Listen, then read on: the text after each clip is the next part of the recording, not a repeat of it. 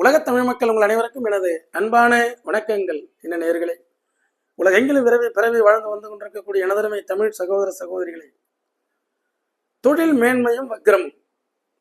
Sir, ஒரு business பண்றோம், எல்லாருக்குமே அவருடைய லக்கண பாவகம், 3ஆம் பாவகம் முயற்சி பாவகம், 10ஆம் பாவகம், 9ஆம் பாவாதிபதி நிலை, இதெல்லாம் நல்லா இருக்கணும். இருந்ததுன்னா சுய தொழில், இல்லை என்றால் அடிமை வேலை. சரிங்களா? இப்போ இந்த ஜாதகருக்கு கன்னி லக்கணம், 10ஆம் பாவாதிபதி பாக்கிய ஸ்தானத்துல இருக்கு. நல்ல இடம் தானே? அது இன்னொரு ஆங்கிள் பார்ப்போம். இப்போ வக்கரத்தை பத்தி சொல்றேன். ஏன்னா 10 கூடியான 9ல இருந்ததுன்னா தொழில ஒரு நேர்மை இருக்கும், ஒழுக்கம் இருக்கும், தர்ம சிந்தனைகள் இருக்கும். 10ஆம் பாவாதிபதி விரையாதிபதியோட சேர்ந்திருக்கிறார். இதெல்லாம் கிரக தொடர்புகள். இப்ப நாம ரெட்ரோகிரேட் வக்ரம், பின்னோக்கி நகர்வது போன்ற ஒரு மாய தோற்றம். கிரகங்கள் நான் ஏற்கனவே சொல்லியிருக்கேன். என்னுடைய ஆய்வை நான் இப்போ வக்கரத்தை பற்றி, எனக்கு வக்கரம் பெற்ற கிரகத்தினுடைய ஒரு புத்தி நடந்துட்டு இருக்கு இந்த 3 வருஷம். இந்த 3 இயர்ஸாக தான் வக்கரம் பற்றிய வீடியோக்களை நான் போட்டிருப்பேன். ஏன்னா அதில் நான் அனுபவிச்சதை போட்டிருக்கேன். அந்த இப்போ லக்னாதிபதி எனக்கு வக்ரம், குரு வக்ரம். அப்போ குருவின் செயல்பாடுகள் கெடணும். எனக்கு எதுவுமே கெடலையே, குருவாகத்தானே இருந்தோம், இருக்கிறோம், இருந்து கொண்டிருப்போம். அந்த நல்ல குணங்கள் மாறவில்லை, ஒரே மாதிரியான குணங்கள் தானே இருக்கு. ஆக கிரகம் தவறு செய்யவில்லை. ஆனால் என்னுடைய அந்த பாவாதிபதி கெட்டு போச்சு. பாவாதிபதி வக்ரம் அப்படி எடுத்து பாருங்க. இப்ப இவருக்கு தொழில், எந்த தொழில் பண்ணியும் மேன்மை கிடையாது. அவர் பிறக்கும் பொழுது ராகு திசை, 10 வருஷம் 6 மாசம் 18 நாள். ராகு சுவாதி நட்சத்திரம், துலாம் ராசியில பிறந்திருக்கிறாரு.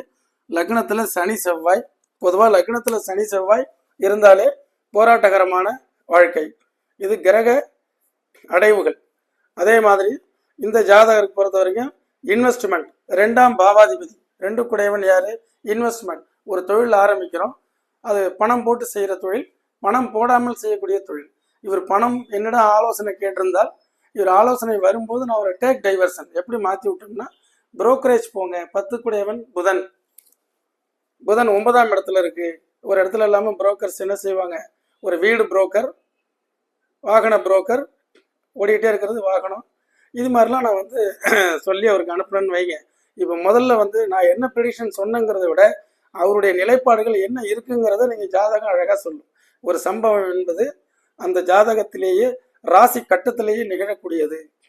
ரகுபதி ஐயா அவர்கள் மிக அற்புதமாக சொல்வார்கள், கோவை. ஒரு சம்பவம் என்பது ராசி கட்டத்திலேயே நடக்கிறது. எப்படி பார்த்தீங்கன்னா, இப்போ இவருடைய வக்கரம் பெற்ற பாவகங்களை ஆய்வு செய்வோம். தொழில் செய்யணும் அப்படின்னா பிஸ்னஸ் நல்லா இருக்கணும். அப்போ அவருடைய லக்னம் நல்லா இருக்கணும். பிளானிங், திட்ட வரையறை. லக்னத்துல எந்த கோள்களும் இல்லாமல் இருந்து லக்னாதிபதி நல்ல நிலையில் இருந்தால், இப்போ இவருக்கு லக்னாதிபதி 9ஆம் இடத்துல இருக்கிறார். நல்ல மனிதர், அற்புதமான மனிதர், குரு சந்திரன் சேர்க்கை. அப்போ எந்த விதமான யாரையும் ஏமாத்தணுங்கிறதோ, பொய் சொல்லணுங்கிறதோ, அடுத்தவங்களுடைய காசுக்கு ஆசைப்படுறதோ எதுவுமே இல்லை. தராசு முள்ளு, தராசு முள்ளு தான் துலாம் ராசி. நேர்மையான மனிதர். ஏன் தொழிலில் வெற்றி பெற முடியவில்லை? தசாபுத்திகள் ஏதாவது கெட்டு போச்சா? ராகு 10 வருஷம், குரு 16 வருஷம்,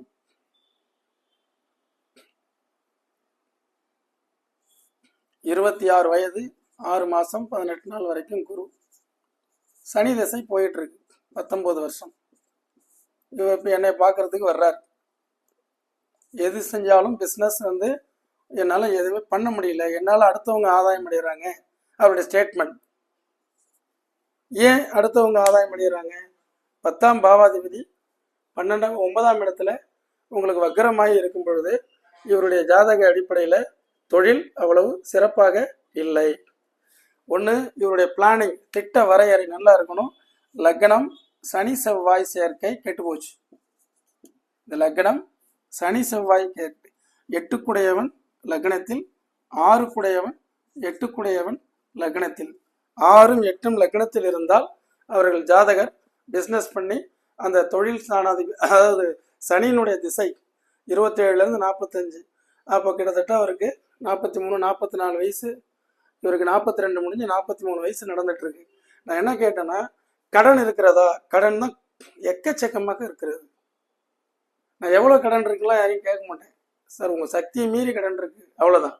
அப்போ சக்தியை மீறி கடனை துணிச்சலாக அதை வாங்க வச்சது இந்த செவ்வாய், கடனை ஏற்படுத்தினது சனி. இது தீவிரத்தன்மை. இது 6ஆம் பாவாதிபதி லக்னத்திலேயே. ஆக இந்த ஜாதகப்படி நான் என்ன சொன்னேன், 6 வக்கரம் பெற்று யாருக்கு இருந்தாலும் ஒரு ஆய்வு பண்ணி பாருங்க. 6ஆம் இடங்கிறது ருணரோக சத்ரு, கடன், நோய், எதிரிகள். அது ஏற்பட்டு ஒரு நேரத்தில் அந்த பாவாதிபதி வக்கரம் பெற்றனால அது வீக் ஆகிடும், நீங்கள் தப்பிச்சு வந்துடுவீங்க அப்படின்னு சொல்லும்போது அவர் அதை புரிஞ்சுக்கிட்டார். பிஸ்னஸ் அப்படின்னு ஒன்றுக்கு மேற்பட்ட பல தொழில்களை ஆரம்பிக்கிறார். 10ல் இருக்கக்கூடிய ராகு, 10ல் ஒரு பாவி இருக்கணும். 10ல் ஒரு பாவினா இந்த ராகு என்பவர் ஆசையை தூண்டி பேராசையை ஏற்படுத்துகிறார். அப்போ அவர் என்ன செய்கிறாரு, கண்மூடித்தனமாக அவர் இன்வெஸ்ட்மெண்ட் பண்ணி, இன்வெஸ்ட்மெண்ட் இந்த ஜாதகத்தில் எங்கே இருக்குது, 2ஆம் பாவாதிபதி 8ல் மறைகிறார்.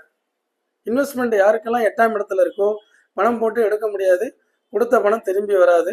நம்ம வந்துட்டு 2 8ல் இருந்ததுனால இவர் அந்த ஃபைனான்ஸ் இந்த டிரான்சாக்ஷனே இவர் வந்து ஹேண்டில் பண்ணக்கூடாது. இந்த இடத்துல குருவும் வந்துடுது. குருவும் யாரு, தனகாரகன், தனஸ்தானத்தில் காரகோ பாவகனாஸ்தி. அப்போ மணி டைட்டில் போய் மாட்டிக்கிறாரு. ஏன் மாட்டுறாரு, கடங்காரன் லக்னத்திலே சனி, சனி பிளஸ் செவ்வாய் கிரக யுத்தம். இத்தனை மாற்றுறதுக்கு முன்னாடி இவர் என்ன செஞ்சிருக்கணும், ஒரு அஸ்ட்ராலஜர்கிட்ட என் பெயரில் சொந்தமாக தொழில் செய்யலாமா அப்படின்னு கேட்கணும். சரிங்களா? இவருக்கு 10ஆம் பாவாதிபதியினுடைய நிலைப்பாடு என்ன?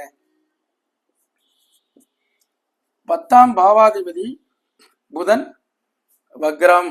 இப்பதான் வக்ரம் வேலை செய்யும். இவர் தொழில் ஆரம்பிப்பாரு, அவருக்கு நன்மை கிடையாது, அடுத்தவனுக்கு தான் பெனிஃபிட். சரி, இவர் பிளான் பண்ணக்கூடிய திட்ட வரையறைக்கு உண்டான லக்னாதிபதி புதன் வக்ரம். அடுத்தது லக்னத்தில் சனி செவ்வாய். சரிங்களா? அதுபோக இவருக்கு இந்த சப்போர்ட் கூட்டா, நான் என்ன சொன்னேன், ஏதாவது ஜாயிண்ட் வெஞ்சர் ஜாயின் பண்ணி ஏதாவது பிஸ்னஸ் பண்ணலாம் இல்லையா? அப்போ 7ஆம் பாவாதிபதி நல்லா இருக்கணும். மனைவியினுடைய பேரில் மாற்றி செஞ்சீங்களா? அது செஞ்சு பார்த்தோம் சார், அந்த அளவுக்கு ஓடல. 7ஆம் பாவாதிபதி குரு வக்ரம். புரியுதுங்களா? குரு வக்ரம். அப்போ 7ஆம் பாவாதிபதி வக்ரம். இப்போ 4ஆம் பாவாதிபதி 4ஆம் பாவகத்தில் கேது. அந்த டாக்குமெண்ட்ஸ் ஏதாவது வீட்டினுடைய பத்திரங்களை ரெட்ரோகிராட் வக்ரமாக இருந்ததுன்னா நீங்கள் கொண்டு போய் அடமானம் வச்சிங்கன்னா அதை மீட்கிறது ரொம்ப சிரமம். அப்போ 4ஆம் பாவாதிபதி தான் இது. 4ஆம் இடம் கெட்டு 4ஆம் பாவாதிபதி குரு வக்ரம். அப்போ சொத்து பத்திரம் பேங்க்ல அடமானத்தில் இருக்கு. குரு வக்ரம். இப்போ எத்தனை வக்ரம் பாருங்க இருக்குது, மொத்தமே 12 பாவகம் இருக்கு. அதில் லக்னாதிபதி வக்ரம், 10ஆம் பாவாதி 1 2 ஆச்சுங்களா? அடுத்தது குரு 3 4 கூட 4 பாவகம் வக்ரமாச்சா? அடுத்தது 5 குடையவன் வக்ரம். 5ஆம் பாவாதிபதி வக்ரம் பெற்று விட்டால் இவருக்கு பூர்வீகத்தில் அங்கே இருக்க முடியாது. பூர்வீகத்தில் தான் தொழில் ஆரம்பித்து மாட்டிக்கிட்டார். 6 குடையவன் வக்ரம். அப்போ 1 2 3 4 கிட்டத்தட்ட 6 பாவக காரகத்துவம் வீக் ஆயிடுது. 6 பாவகங்கள் வக்ரம் ஆயிடுது. அதுல மெயினா தொழில் பாவகம் 10 குடையவன் வக்ரம், தொழில் கெட்டு போச்சு. லக்னாதிபதி வக்ரம், லக்னம் கெட்டு போச்சு. பிளானிங் சரியில்லை. அதே மாதிரி முயற்சி மட்டும் எடுத்து பண்ணியிருக்கிறார். முயற்சி ஸ்தானாதிபதி லக்னத்திலேயே, அவர் சொந்த முயற்சியிலேயே. அதே மாதிரி மனைவி சைடு அங்கே, அதாவது மனைவி பேர்லையும் வக்ரம்.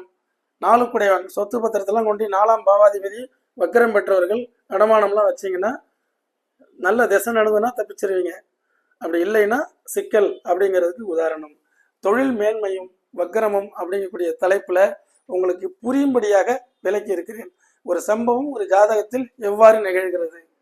அப்போ வருங்கால ஜோதிடர்கள் என்ன செய்யணும், ஒரு ஜாதகத்தை எடுத்து பாவக ரீதியாகவும் இந்த வக்கரம் பெற்ற கோள்களை ஆய்வு செஞ்சீங்கன்னா, உங்களுக்கு குரு வக்கரம் பெற்றுட்டான் கெட்டது, சனி வக்கரம் பெற்றுட்டான் நல்லதுன்னா சனி திசையிலேயே நல்லது நடக்கல. இந்த லக்னத்துக்கு யோகாதிபதி யாரு? சனி. லக்னத்திலே இருக்குது.